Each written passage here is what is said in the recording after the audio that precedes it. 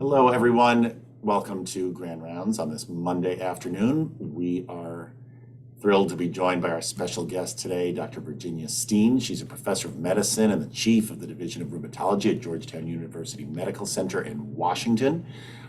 She is a recipient of a number of key awards, including the American College of Rheumatology Clinical Science Award and the Investigative Mentoring Award. And she's also been the Scleroderma Doctor of the Year in 2010 and the Scleroderma Foundation's Lifetime Achievement Award in 2014. She co-established the University of Pittsburgh Scleroderma database, which has resulted in more than 200 publications. She's done tons of research, in particular focused on scleroderma in African Americans, and that's what she's talking about with us today. So we are delighted to welcome from Washington, Dr. Virginia Steen. Well, thank you very much. I'm very pleased to be here. I always like to share my experience with people who don't quite see as much scleroderma as I do. So there are nice times in the world of scleroderma to have disclosures, to have clinical trials going on. And today we're going to focus on the management of patients with scleroderma with different organ involvements, with a little bit of focus on African American and how they're different. And then also, importantly, to compare and contrast the different treatments for interstitial lung disease, in which we've really made a lot of progress in that we have now 2 or 3 drugs that are now approved for the treatment of interstitial lung disease and pulmonary hypertension and scleroderma. So African Americans, as this graph shows, have a higher incidence of scleroderma.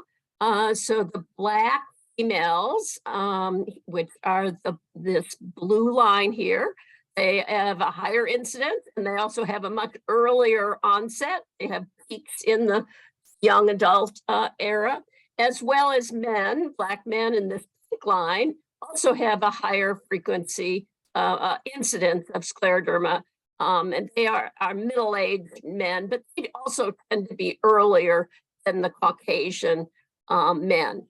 So that's important to remember, as we'll talk about, particularly with lung disease.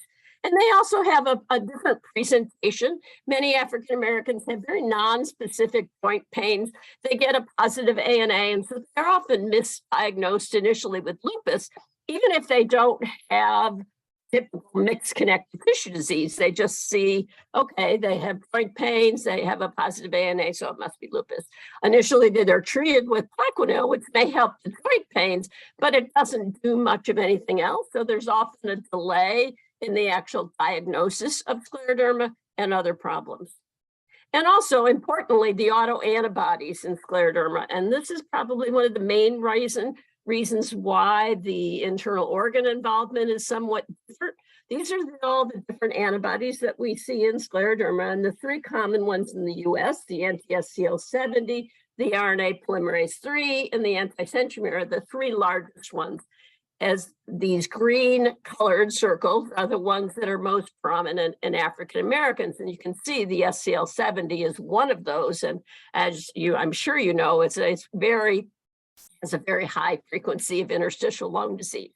These nucleolar pattern ANAs, particularly the anti-U3 RNP, which isn't always easy to get, even now with some of these newer line blot tests. It may account for as much as 50% of the African Americans, so you don't always get an actual antibody, but it is important to have an immunofluorescent ANA and get the fact that they have a nucleolar pattern ANA. And lastly, U1 RNP, the mixed connective tissue, is also very common in African Americans. So this is from a study out of Pittsburgh, which we just showed the comparison between our African American sclerodermas and our Caucasians. And you can see this marked increased frequency of these 3 antibodies that I talked about compared to the Caucasians, whereas the Caucasians have the higher frequency of anti-centromere and RNA polymerase 3. Now, that doesn't mean that African Americans can't get these, have these different antibodies, and they certainly do. It's just that they're not as common as the other 3 antibodies.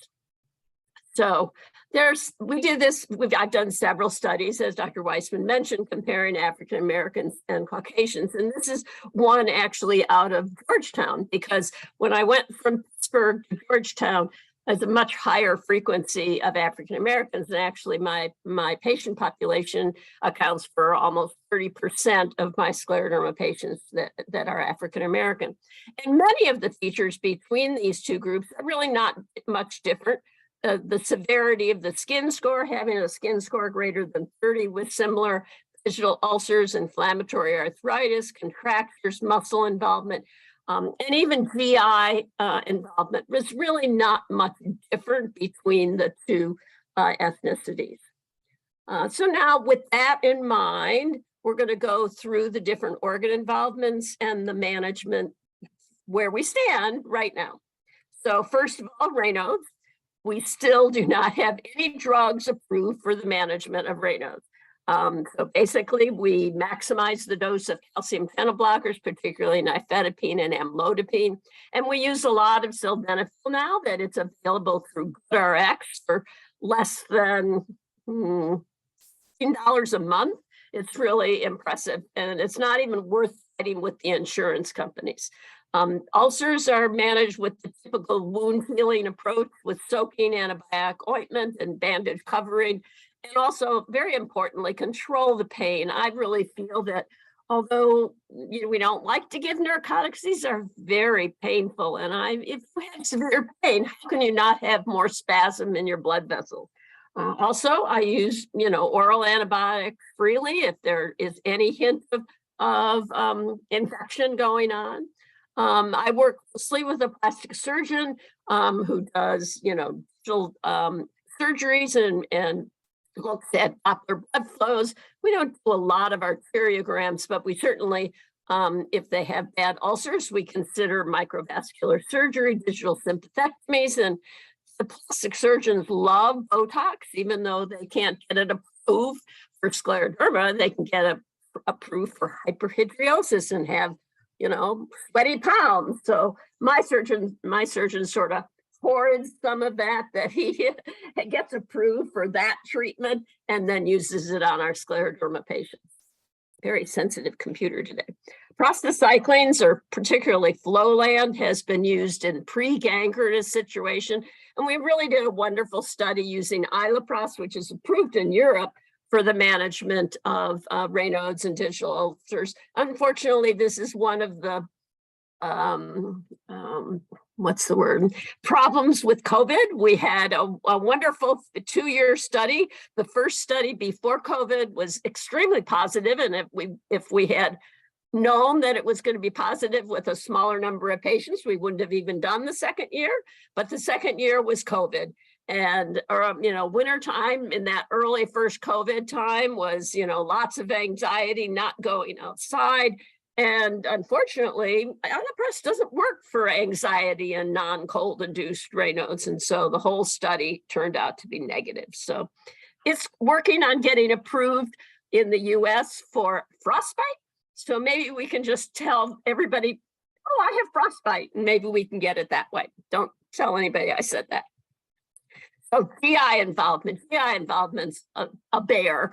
But even though I said overall GI involvement wasn't different in African Americans, this is from a couple of studies with severe small bowel involvement, with diarrhea, pseudo-obstruction requiring TPN, the whole bit. And you can see here that blacks from this study were significantly more common with severe small bowel, as well as this nucleolar antibody. So this particularly the U3 RNP antibody, is sort of notorious for severe small bowel problems. And I can see a African-American scleroderma patient, and just by his clinical manifestations, I can tell you what the antibody is going to be. So keep that in mind and go from there. Unfortunately, though, our GI treatment has not really improved a whole lot. We have lots of medicines for esophageal hyperacidity with PIs and H2 blockers. Unfortunately, our insurance companies are giving us grief with only allowing patients to have 3 months of PPIs. So I'm now writing more letters for PPIs and H2 blockers than I ever did for other things. Motility really hasn't made a lot of progress. There is a motility agent out of Canada, domperidone, that seems to work pretty well and doesn't cross the blood-brain barrier, so it doesn't have a lot of the side effects that Reglan has. Some of the motility people that are working in this field have been using baclofen and buspirone. I haven't found them particularly helpful. An important area of involvement is stomach, as far as gastroantral vascular ectasia, or GAVE, or watermelon stomach. And this really is treated primarily with endoscopic laser cryosurgery. The important thing is that it is often seen as a silent anemia, meaning they don't have obvious GI bleeds. They don't even, sometimes you check their stool and you can't even find the blood. But they'll present with shortness of breath because they have a hemoglobin of 5 or something like that. Motility, as I said, have really been challenging. But if someone does have bacterial overgrowth, with particularly in the small bowel involvement, I use an art of, managing with antibiotics. Our GI colleagues tend to love rifaximin, but I don't think it's the be all and end all, and I actually have a lot more positive results with metronidazole, sometimes Cipro, and rotating antibiotics. You just can't give up because these are very challenging patients, and you can't just stick a feeding tube into them because it's the whole GI tract that is involved, and you end up with aspiration and all kinds of other problems. Lots of drugs for constipation, prucalopride, Linzess. Prucalopride is interesting because it actually probably has more effect on the small bowel and the esophagus than it does in the colon. And so this is Motegrity, and I have used that in patients that have severe constipation as part of their overall management. So what's going to happen in the future? We'd love to think that the microbiome, probiotics, and all of that will be helpful. But as you know, the microbiome is a very challenging thing to evaluate and try to figure out what to do. So we're still left with our sort of standard treatment. So interstitial lung disease. So lung involvement in African Americans, again, this is from our Georgetown data. Comparing the patients, you can see the most abnormal FVC is strikingly lower in African Americans. The DLCO severely lowered. Their score on their HRCT is higher. The frequency of needing home oxygen and the development of pulmonary hypertension is significantly higher in African Americans. So these patients have terrible lung disease.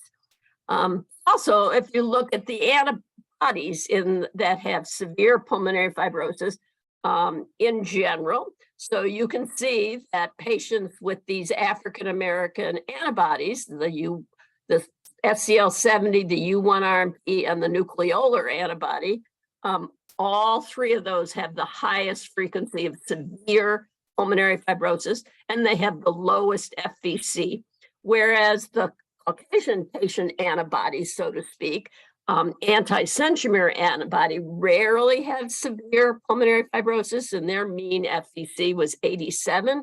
And even the POL3s, who have some of the worst skin, most fibrotic skin, they really have even though they have some interstitial disease, it generally is not progressive. And as you can see, only 7% of those patients have severe progressive disease. So when you look specifically at anti-topoisomerase, or SCL70, and compare African Americans with Caucasians with that antibody, you see that African Americans are younger. They have similar frequency of having diffuse disease, but look at the frequency of the severe fibrosis in this group of patients, much more than in Caucasians with SCL70 antibody. So that's really critical to make a recognition that our potential patients with severe interstitial lung disease. So the risk factors: early disease, African Americans, anti-SCL70, nucleolar pattern on ANA. an early abnormality in their FVC, less than 2 years of disease with an FVC less than 80%, more than 20% on the HRCT encompassing fibrosis. Following the FVC during the first 2 years that you see the patients and showing that the FVC is decreasing by greater than 10% of volume per year. There are some patients, though, that the ILD will remain very stable and not be progressive. And that is a challenging to try to sort out who should be treated depending on disease duration and the severity of their lung involvement. We've been doing studies in scleroderma lung disease for a long time. This was our first successful double-blind placebo-controlled trial, which was Cytoxan versus placebo, SLS1. And the difference between the forced vital capacity and the two groups was really not very remarkable. It was just 3%. And it wasn't related to, we were doing BAL back in those days, looking for, quote, inflammation. We thought the ground glass on the HRCT was inflammation, but those things really didn't matter. It really mattered that you had a significant amount of fibrosis and not just very mild fibrosis, because the patients that had significant fibrosis had progressive disease. And after the whole study was over, we were able to show that the HRCT in the Cytoxan patients was better. But unfortunately, after the Cytoxan was stopped, the FVC fell and there was no further benefit and no survival benefit at 10 years. So then we moved on to SLS2, which was almost the same study, double-blind, 1 year of oral Cytoxan, 1 year of placebo versus 2 years of mycophenolate. And again, early disease with scleroderma ILD.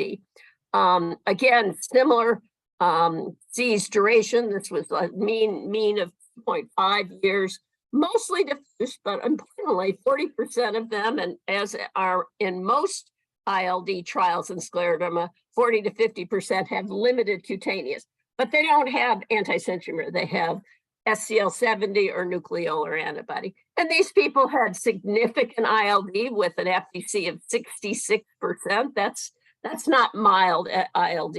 And they had a 26% fibrosis on their computed CT score.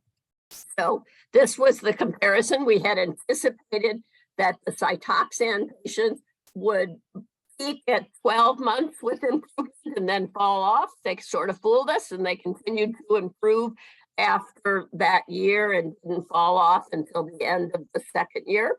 And so the study, which was meant to show the mycophenolate was superior at 2 years, was a negative study. The important thing is that in both Cytoxan and the mycophenolate, there was improvement in their forced vital capacity. Our aim was for 3 grams of mycophenolate, which is our top dose, and it was managed quite successfully. As you can see here, there is lots of improvement in both groups. 71% of patients on MMF had some improvement, even if it was small, and it really did seem to work. And the main difference between the two groups was how long people stayed on the drug. More patients on the Cytoxan had to withdraw because of cytopenias, because of infections.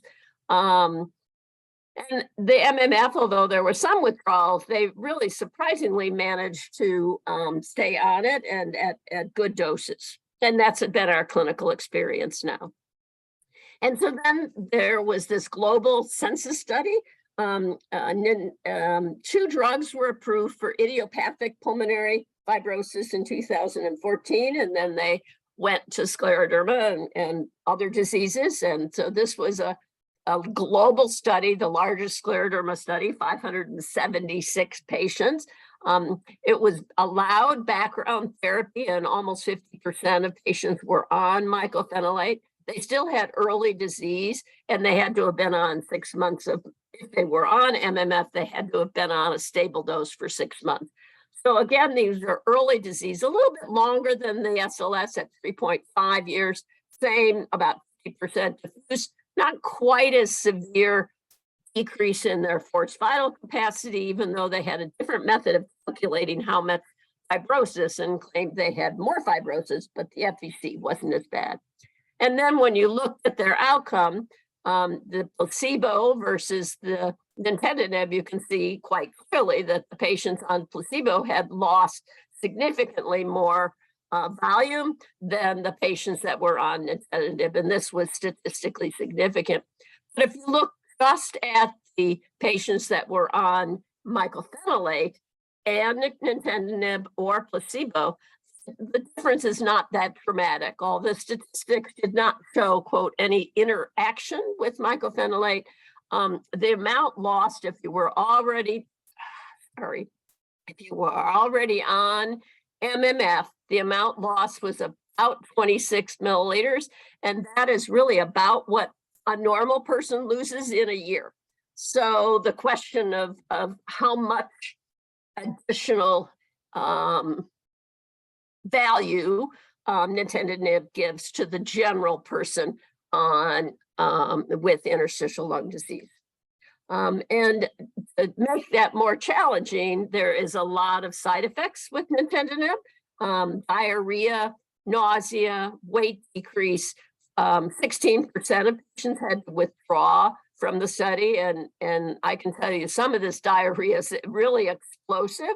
Many patients tolerate it well, and if you are in a situation that they're not doing well, particularly on mycophenolate, this is a drug to use to try to slow things down even more. So Berenger went on to do a study looking at progressing ILD in all diseases, and this included about 25% that had connective tissue diseases. So some of them were scleroderma mixed connective tissue disease, but this study did not allow any background therapy. So it was not very common for a scleroderma patient to be entered into this. 13% were RA. This was a positive study. There was clearly a difference between the patients on placebo versus nintedanib as far as further loss of their forced vital capacity. But unfortunately, it was probably not much information as far as the connective tissue diseases. They were older age, more male, more former smokers, and more UIP patterns. So it might have been easier to compare to rheumatoid arthritis. But based on the combination of census and build trials, nintedanib was approved by the FDA for ILD and scleroderma and other progressing interstitial lung disease and autoimmune diseases. So this was, again, the first drug that was approved for the use of interstitial lung disease and scleroderma. So we were around the same time doing a lot of skin trials pre-pandemic, and we had a phase 2 that was very promising using tocilizumab, and then we did a phase 3, double-blind placebo control for early diffuse scleroderma, probably our last study that had no background therapy. These were early diffuse patients with increased inflammatory markers or, quote, activity, suggesting that they might respond to an anti-IL-6. And the primary endpoint was modified Rheumatology skin score. There was no difference in the modified Rheumatology skin score. It was a negative trial. But when you look at lung involvement, both in the phase 2 and in the phase 3, in those patients that had some interstitial lung involvement, there was definitely an impressive result. So in these 64% of patients in this large study of some 200 patients with scleroderma, 64% had some ILD. Most of them had mild to moderate involvement with really minimal decrease in their forced vital capacity, although there were about 30% that had quite severe and had a decrease in their forced vital capacity. So previous studies have shown that about 20% or about an FVC of 70% really separates scleroderma ILD as far as having limited interstitial disease or extensive disease. And this was shown by Athol Wells from the Brompton in England. And when you look at the survival here, limited interstitial disease, again, with less than 20% of interstitial disease on their HRCT or greater than an FVC of 70%, here really had not much bad outcomes compared to those with extensive disease. So that's sort of a general gist of whether someone's going to be progressive, have progressive disease and poor survival. So when you look at the 1-year study using tocilizumab, this is the black line here of all those patients that had some interstitial lung disease, comparing it to those who were on placebo. Again, remember, this had no background therapy. And you can see really a dramatic difference here. The patients on tocilizumab had no loss during that first year of treatment. And the patients that were on the placebo had significant loss. And that amount was 257 milliliters loss in the placebo group compared to only 20 in the tocilizumab group. So interestingly, even though this was a secondary endpoint, and the only secondary endpoint that I know of that has ever led to the approval of the FDA by the FDA for the treatment of ILD in scleroderma. So there have been also trials with rituximab, use it and try in all of our diseases. So there was an early trial with a Greek study using a usual treatment compared to rituximab, the small number, it was significant, but questionable, believable. Then there was a very nice Indian study, a 6-month study comparing IV Cytoxan with rituximab, and that was also statistically significant. The Japanese did a trial with rituximab, a 6-month trial, showing both improved skin and improved FVC in a lot of patients that had SCL70 antibody. That was very exciting. The English study led by Ethel Wells and colleagues was a study that wasn't just scleroderma, it was other interstitial lung disease and autoimmune diseases, particularly dermatomyositis. And it was, again, a comparison between Cytoxan and rituximab, and there was no difference. Both of the drugs showed improvement, and they had hoped it would be like our SLS2, a difference between the rituximab and the Cytoxan, but there wasn't. Okay, so now we have to deal with all these things. And the important thing here is that all patients need to be screened with PFTs and HRCT at baseline. It doesn't matter what kind of antibody, you just need to get their baseline. And in high-risk patients, early disease, Blacks, males, diffuse, antibody positive, they should have these PFTs monitored every 4 to 6 months and make sure they stay normal, or if they do deteriorate, then that's when you need to consider treatment. For other patients, if their FVC is greater than 80% and they have 5 years of disease, other antibodies, maybe all you need to do is repeat the PFTs yearly and follow them with symptoms. But if you have any worsening in their symptoms or PFTs, repeat the HRCT and see what's going on. And so what do you do as far as treating and staging them? So there's a group of these patients with very mild disease, no real symptoms related to their ILD. They have minimal, less than 10% of involvement on their HRCT. Their FVC is normal. They haven't had any significant change over a year. Maybe you can just monitor those patients. The other patients with symptoms, with more severe ILD, more involvement of their pulmonary function, these are clinical ILD. And what do you do with these patients? So in subclinical, right now, we're really just monitoring. However, if they have really the type of disease that we saw in the tocilizumab study, CRP elevated, positive SCL70, African American, you certainly could consider tocilizumab, even if they have limited skin involvement. However, we don't really have any data on tocilizumab involvement along with mycophenolate. We don't have much data on it in later disease or in patients that are refractory to mycophenolate. So at this moment, we're really just primarily, at least I'm primarily using it in early disease. Otherwise, if you have clinical ILD, I have diffuse disease, because at the moment, mycophenolate is probably our best drug for skin and lungs. So I would aim for 3 grams and hope that they will respond to that. If they have SCL70 and limited cutaneous disease and seem to have pretty mild disease, you could consider tocilizumab or mycophenolate.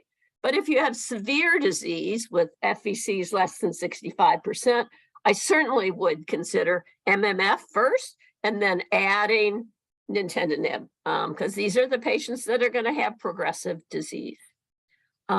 So if you have untreated late disease, somebody that's had it for 8 to 10 years, mild symptom, maybe mild to moderate fibrosis, but really hasn't had severe progression and doesn't have any hypoxia or anything, this is a patient you certainly may want to try nintedanib and see whether you can slow the progression of its pace down. If you have chronic stable ILD already on MMF, the important thing is to monitor and treat other aspects of their lung disease. If they have progressive ILD in spite of MMF, certainly add nintedanib. I consider rituximab, and I often use this as a bridge to transplant. And certainly if they have refractory end-stage disease, oxygen is required. This is a patient that might need lung transplant, might respond, or at least might benefit from rituximab.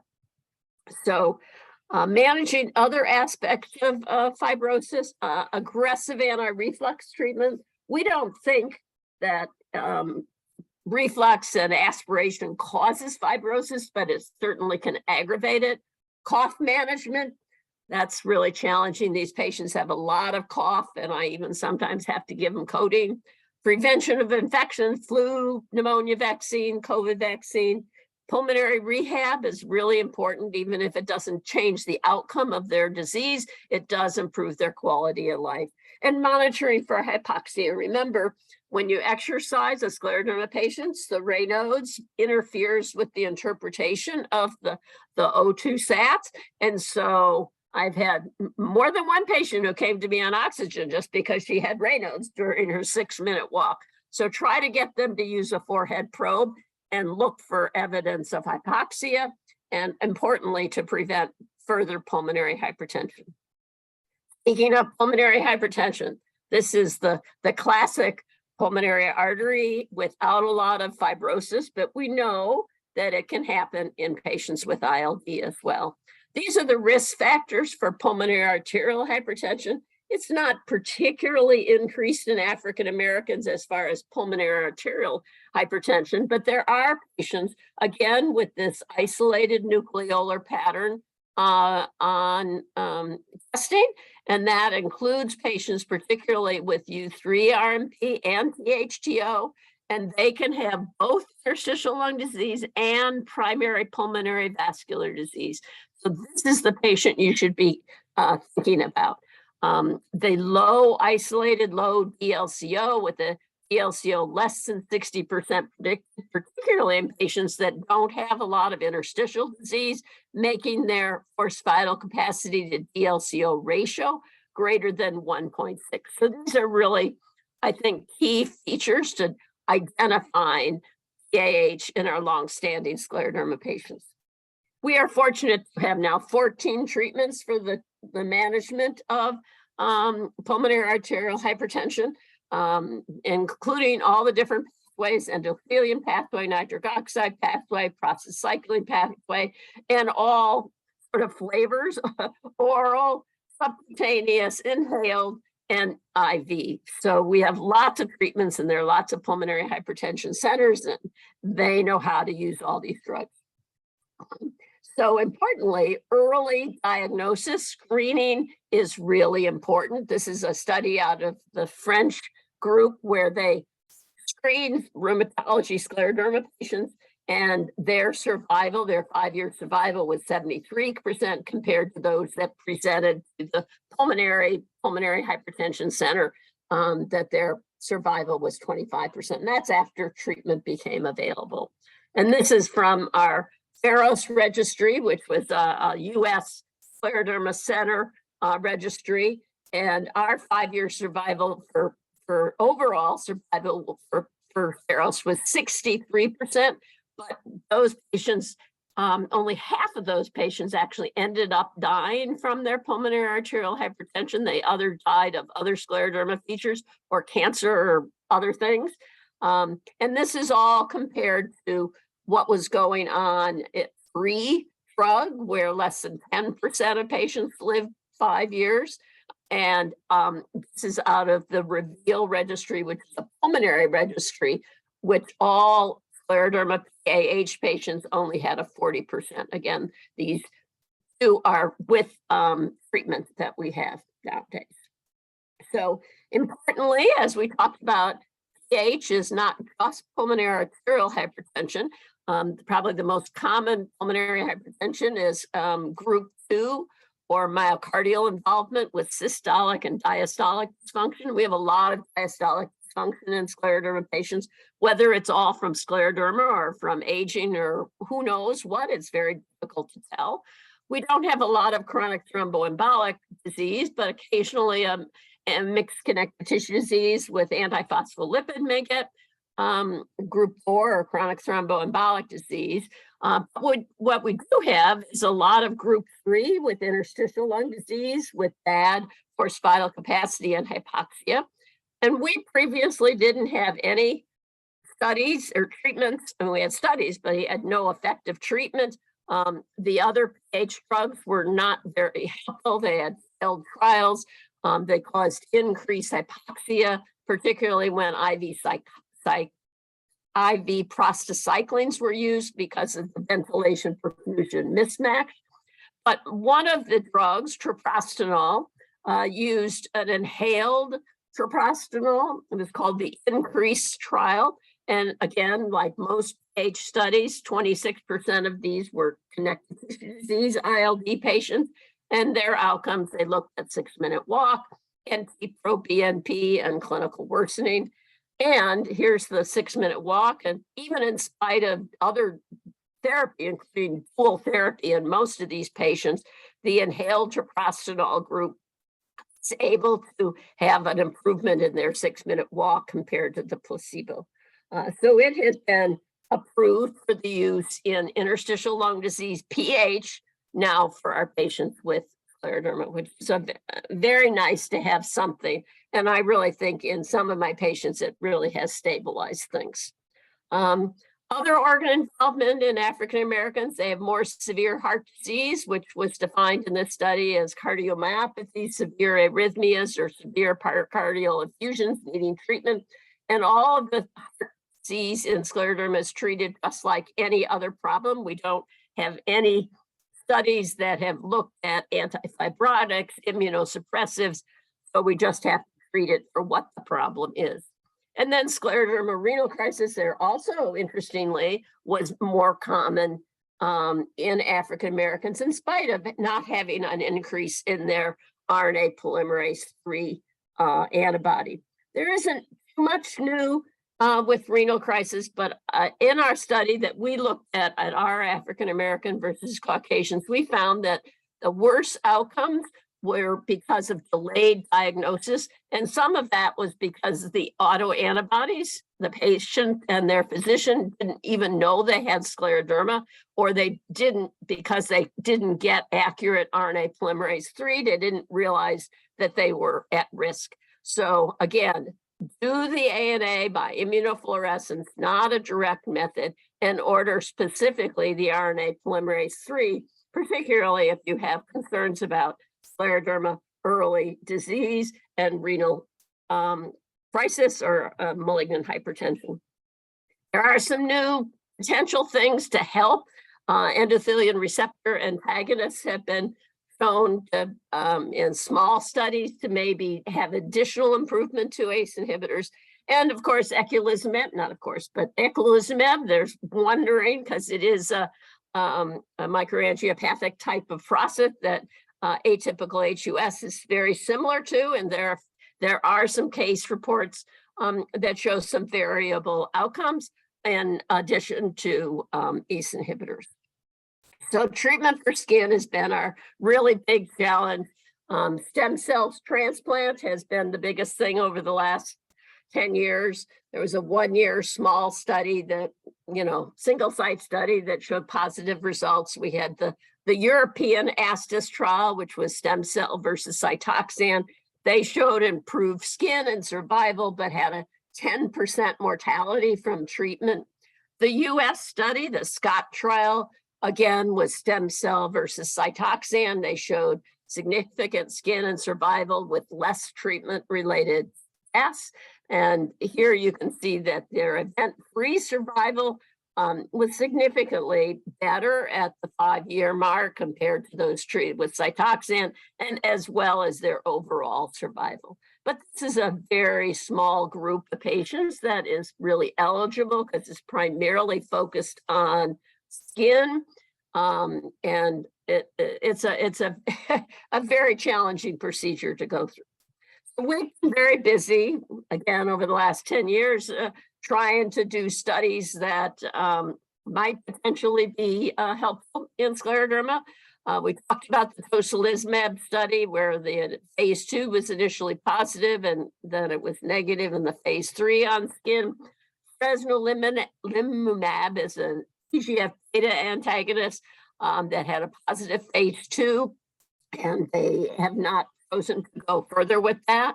Riociguat is a guanylate cyclase stimulator that also has antifibrotic therapy, and they did a study in scleroderma skin, which was negative.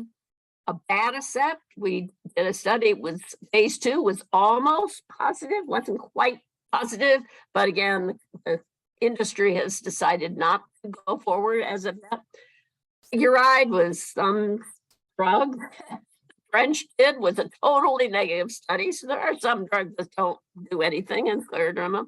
And then linabacin, which we were very excited about, a cannabinoid receptor agonist that had a very nice positive phase 2 trial. And everybody got there in the phase 3. We thought this was going to be the miracle drug. Well, we entered an awful lot of polymerase 3 patients who were on background therapy with mycophenolate, and mycophenolate worked, and there was no difference between those that were on the cannabinoid linabacin, and now that drug is gone. So there are more trials in the works. You are all fortunate to have 2 scleroderma centers now in New York, one at Hospital for Special Surgery and one at Columbia. And I really would encourage you to, any new patients with early diffuse disease, please reach out to those centers. We have several studies that have both skin and lung involvement trials. We have several studies that are just early skin. And then we have several that are just ILD. An exciting one is a sort of a form, not a sort of, it is a trial like the breast cancer I-SPY, so we can add on other drugs. So it's really important to try to get your patients involved in some of these trials.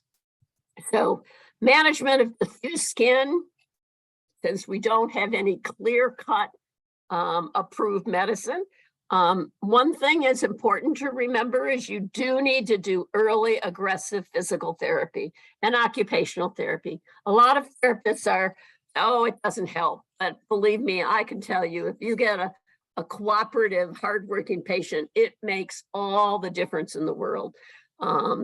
As far as if you have patients that do not have any lung involvement to speak of, but they have severe skin, tendon involvement, joint involvement, muscle involvement, I sometimes use methotrexate and go high dose, go to 25 milligrams. But if you have skin with lung, or if you have SCL70 or these nucleolar antibody, I really think mycophenolate is our drug of choice. Cyclophosphamide doesn't have any particular effect benefit over a mycophenolate. But if you have a patient that can't tolerate mycophenolate or mycophenolic acid, then that would certainly be something to consider. But most importantly, we need participation in clinical trials. So in summary, early diagnosis is key for management of all aspects of disease, particularly in African Americans and particularly with interstitial lung disease. Mycophenolate is right now the best overall treatment for skin and lung, but focused therapies with pulmonary vascular disease, pulmonary fibrosis, renal crisis, all overall have had definite improvement. And I hope that this will help you in your management of your scleroderma patients. Thank you.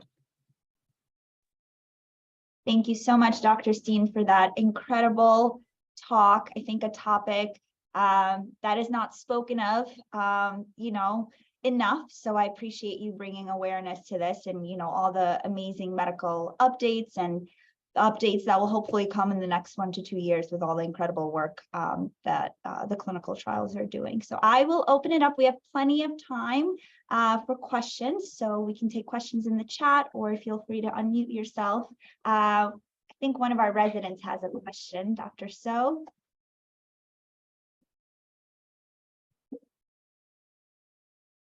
Yeah, thank you. Hi, I'm one of the PGY3 residents. I'm Matsuo, going to be a chief next year. Thank you for the comprehensive review of systemic sclerosis. We don't really often see as an inpatient service from like general internal medicine standpoint, but I was surprised by the fact that there are some studies about this stem cell transplant. My first question is about this part of the talk. About this topic is the idea is this the idea of stem cell transplant may be beneficial is from like reconstitution of the entire immune system from our patients because we think the autoantibodies are pathological. And then related to this question, my second question is, are these anti-centromere antibody, all these like autoantibodies we use for diagnostics, are these antibodies by themselves pathological, like how do you say, attacking the organs, or we're just seeing a signal, some underlying very complex process? Very, very good question. And I forget to realize that a lot of people don't know antibodies as well as I do. Autoantibodies in scleroderma are not pathogenic at this point that we know of. And so the reason for the stem cell transplant was to redo the immune system, but not because of the antibodies. And actually the antibodies remain. So even after the transplant and even after everything, they may decrease a little bit as far as the titers, but they remain there. And so the transplant, unlike it is in some cancers, is not a cure. There is still residual disease. There still is slow progression. It certainly changes the course of it. But it's not going to be the cure that people wanted it to be. Thank you so much. That was a very interesting. Yeah, thank you so much. Thank you so much, Dr. So. What other questions do we have for Dr. Steen? I guess while people are thinking, Dr. Steen, if I can ask a question, in terms of management of ILD flares secondary to systemic sclerosis in the inpatient setting. I know there's been some controversy regarding the use of high-dose steroids and the predisposition that it has on renal crisis. If we have a patient, as internal medicine doctors coming in with an ILD flare, what management are we looking at? So I guess the first thing you have to say or question, is there such a thing as an ILD flare in scleroderma? So many of these quote flares are really probably more likely to be aspiration pneumonias and that kind of thing.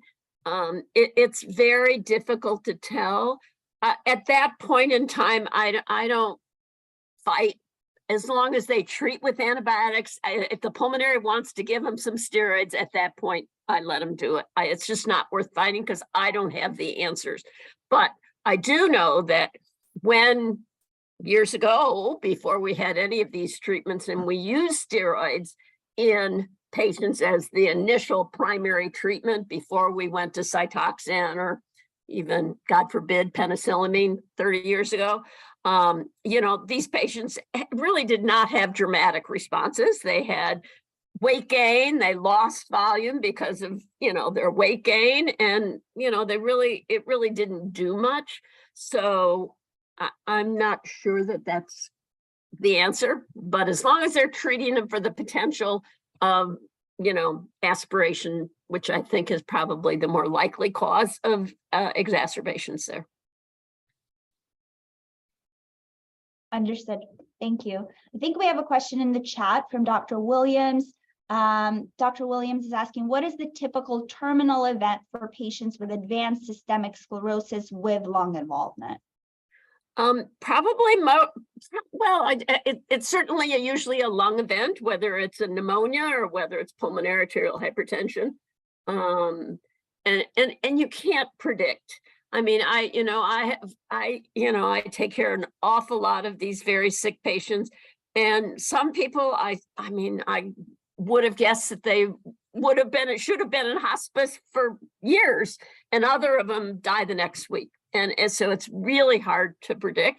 I think the pulmonary arterial hypertension is probably the bigger component. Now, whether we'll do better with the inhaled treprostinil, I know several patients over the past year who came in with really significant pulmonary hypertension, not pulmonary arterial, but pulmonary hypertension.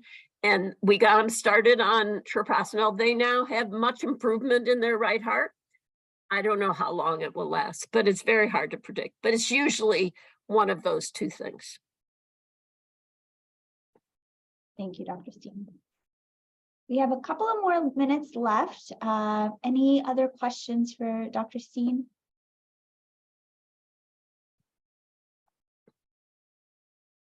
I talked too fast, I guess. I have a question regarding the cardiac events, the stiff diastolic heart and the arrhythmias, and whether or not there's a component of obesity in these patients. And They certainly, they could be, although in general, our scleroderma patients are not particularly obese, but they certainly could be in some of them, the patients. I'm sure that there is a fibrotic cardiomyopathy that occurs. We just aren't at this point smart enough to tell the difference between it as far as the diastolic dysfunction, and it doesn't always affect systolic function. So we have a strong sarcoid cardiomyopathy program in Washington, and I've been trying to get the cardiologist interested in scleroderma. So I've finally gotten one of our residents who almost went into rheumatology, who's going to be a cardiology fellow, and she's going to do a project on, on cardiac PET, MR, what all those fancy tests that they're doing to see if we can try to tease it out over the next 3 years of her cardiology fellowship. So I don't know. It's very challenging, but they can have all these things, and including pericardial effusions. Thank you. Thank you, Dr. Kwok. I think the moral of the story is, Dr. Steen, there's still so much to learn about, systemic sclerosis, and I think bringing awareness in a multidisciplinary approach to the early, diagnosis of systemic sclerosis, and then appropriate follow-up and making sure you refer your patients to the, Yeah, I think it's important to refer to the center because I know that community rheumatologists are good, or cardiologists, they're good, but they just don't see the spectrum. And I work with all kinds of people, but it just, let me see them so I know what to encourage you to do with them. Absolutely. Okay. If there's no other questions for Dr. Steen, we'll call it a day. Thank you so much, Dr. Steen, for I'm your always available by email. If anybody wants to send me an email, I'm in the book. So absolutely. Thank you so much for joining us today for your incredible talk, and we look forward to learning from you in the future. Thank you, everyone, for joining our weekly Grand Rounds, and we'll see you next week. Bye, everyone. bye-bye. Bye, Dr. Steen. How do I get out? How do I get out?